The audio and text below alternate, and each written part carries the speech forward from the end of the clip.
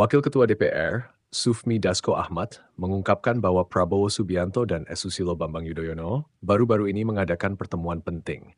Dasko mengatakan pertemuan ini membahas sejumlah isu strategis, termasuk kemungkinan pembentukan lembaga investasi baru. Meskipun tidak banyak informasi yang diberikan, Dasko menekankan bahwa komunikasi antara kedua tokoh tersebut sangat penting, mengingat pengalaman panjang SBY dalam memimpin Indonesia.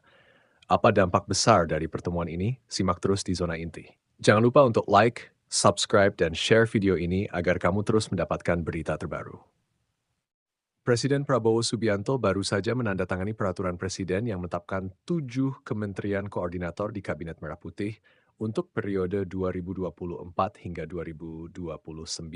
Struktur baru ini meliputi bidang politik, keamanan, hukum, ekonomi, pembangunan manusia, hingga kewilayahan.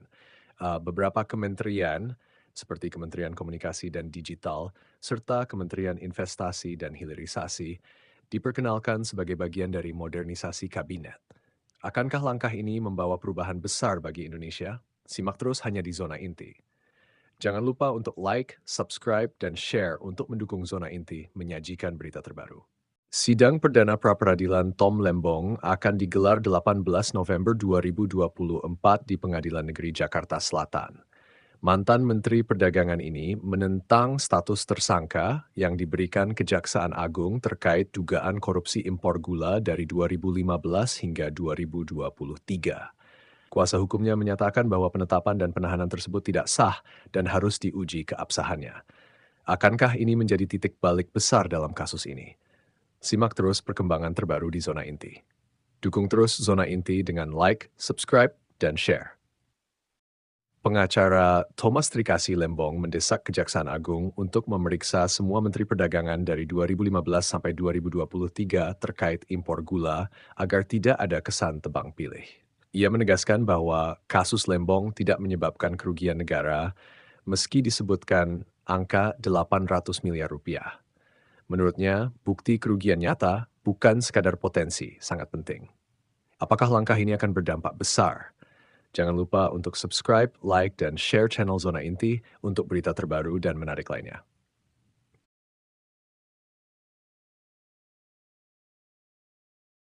Mahfud MD melayangkan kritik tajam kepada 3 Menteri Prabowo Subianto yang baru dilantik. Pertama, Yusril Ihdza Mahendra ditegur karena menyebut peristiwa 1998 bukan pelanggaran HAM berat. Kedua, Haikal Hasan dikritik terkait kebijakan sertifikasi halal yang dinilai menyulitkan masyarakat.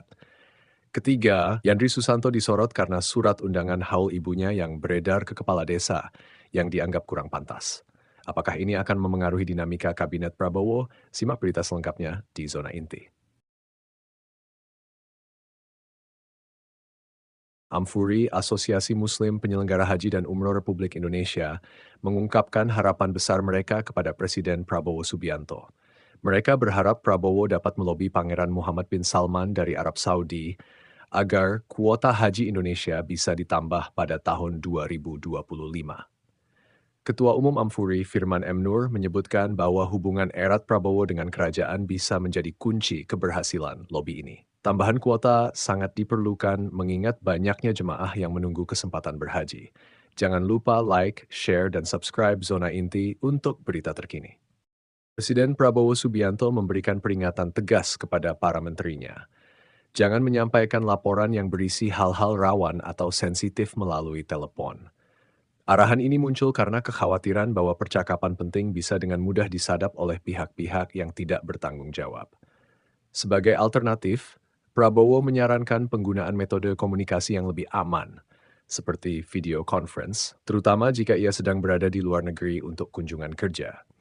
Namun, Prabowo tetap mengingatkan bahwa dirinya selalu siap menerima telepon jika ada isu penting, sambil menekankan agar para menteri tidak terlalu terikat protokoler yang kaku. Menurutnya, kerjasama sebagai kolega harus tetap mengutamakan pelayanan untuk rakyat. Jangan lupa like, share, dan subscribe Zona Inti untuk berita terbaru dan menarik.